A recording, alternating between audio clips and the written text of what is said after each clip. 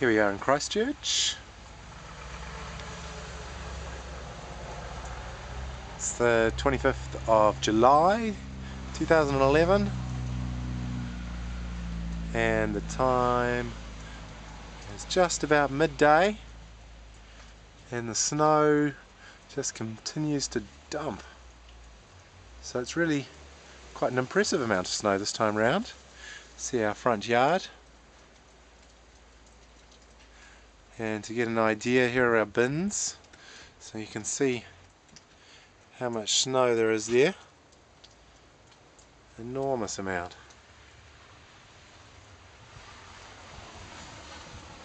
There's been a few cars on the road.